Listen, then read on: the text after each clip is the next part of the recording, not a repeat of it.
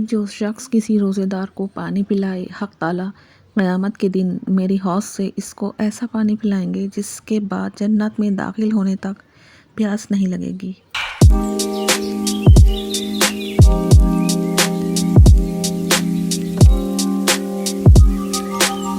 السلام علیکم، کیسے ہیں آپ؟ امید ہے آپ اپنے اپنے گھروں میں خیریت سے ہوں گے، خوش ہوں گے اور آباد ہوں گے۔ اللہ کا شکر، میں بھی بالکل ٹھیک ہوں۔ آج بات کرتے ہیں رمضان کی۔ حضور کو یہ ارشاد فرماتے ہوئے سنا ہے کہ جنت کو رمضان شریف کے لیے خوشبوؤں کی دھنی دی جاتی ہے اور شروع سال سے آخر سال تک رمضان کی خاطر آراستہ کیا جاتا ہے، سجایا جاتا ہے۔ بس جب رمضان مبارک کی پہلی رات ہوتی ہے تو عرش کے نیچے سے ایک ہوا چلتی ہے جس کا نام مسیرہ ہے، جس کے جھونکوں کی وجہ سے جنت کے درختوں کے پتے اور کواڑوں کے حلقے بجنے لگتے ہیں، جس سے ایسی دل آویز سریلی آواز نکلتی ہے کہ سننے والوں نے اس سے اچھی آواز کبھی نہیں سنی۔ بس جب پھر خوشنما آنکھوں والی حوریں اپنے مکانوں سے نکل کر جنت کے بلاخانوں کے درمیان کھڑے ہو کر آواز دیتی ہیں، ہے کوئی اللہ تعالیٰ کے بارگاہ میں ہم سے منگنی کرے اور حق تعالیٰ شانہ اس کو ہم سے جوڑ دیں۔ پھر وہی حوریں جنت کے دروغ رضوان سے پوچھتی ہیں، یہ کیسی رات ہے؟ وہ لبیک کہہ کر جواب دیتے ہیں کہ یہ رمضان المبارک کی پہلی رات ہے۔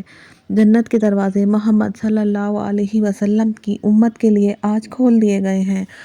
حضور صلی اللہ علیہ وسلم نے فرمایا، حق تعالیٰ شانہ جنت کے دروغ رضوان سے فرما دیتے ہیں کہ جنت کے دروازے کھول دیں، اور مالک جہنم کے دروغ سے فرما دیتے ہیں کہ احمد صلی اللہ علیہ وسلم کی امت کے روزے داروں پر جہنم کے دروازے بند کر دیں، اور جبرائیل علیہ السلام کو حکم ہوتا ہے، زمین پر جاؤ اور سرکش شیاطین کو قید کرو اور گلے میں طوق ڈال کر دریا میں پھینک دو کہ میرے محبوب صلی اللہ علیہ وسلم کی امت کے روزوں کو خراب نہ کریں۔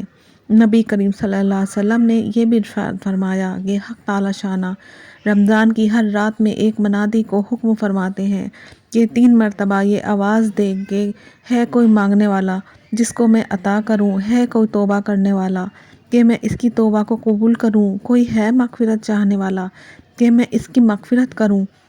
حضور نے ارشاد فرمایا، حق تعالیٰ شانہ رمضان شریف میں روزانہ افطار کے وقت ایسے 10 لاکھ آدمیوں کو جہنم سے خلاصی مرحمت فرماتے ہیں جو جہنم کے مستحق ہو چکے تھے، اور جب رمضان کا آخری دن ہوتا ہے تو رمضان سے آج تک جس قدر لوگ جہنم سے آزاد کیے گئے تھے ان کے برابر اس ایک دن میں آزاد فرماتے ہیں جس رات شب قدر ہوتی ہے۔ حق تعالیٰ شانہ رمضان میں عرش کے اٹھانے والے فرشتوں کو حکم فرما دیتے ہیں کہ اپنی اپنی عبادت چھوڑ دو اور روزے داروں کی دعا پر آمین کہا کرو۔ بہت سی روایتوں میں رمضان میں دعاؤں کا خصوصیت سے قبول ہونا معلوم ہوتا ہے۔ روزہ ایک ایسی عبادت ہے جس کا علم صرف اللہ اور اس کے بندے کے بیچ میں ہوتا ہے اور جس کے اجر کا وعدہ اللہ تعالیٰ نے پوشیدہ رکھا ہے۔ رمضان المبارک میں مغفرت اور اللہ جل شانہ کی رحمت بارش کی طرح برستی ہے۔ بس جس شخص پر رمضان مبارک کا مہینہ بھی اسی طرح گزر جائے کہ اس کی بدعمالیوں اور کوتاہیوں کی وجہ سے مغفرت سے محروم رہے، تو اس کی مغفرت کے لیے اور کون سا وقت ہوگا۔ مغفرت کی صورت یہ ہے کہ رمضان مبارک کے جو کام ہیں یعنی روزہ، تراویح، ان کو نہایت اہتمام سے ادا کرنے کے بعد ہر وقت کثرت کے ساتھ اپنے گناہوں سے توبہ استغفار کرے۔ اللہ تعالیٰ ہمیں اس پہ عمل کرنے کی توفیق عطا فرمائے۔ اسی کے ساتھ آپ سے اجازت چاہتی ہوں۔ بہت جلد کسی نئے عنوان کے ساتھ آپ کی خدمت میں حاضر ہوں گی۔ تب تک کے لیے اللہ حافظ۔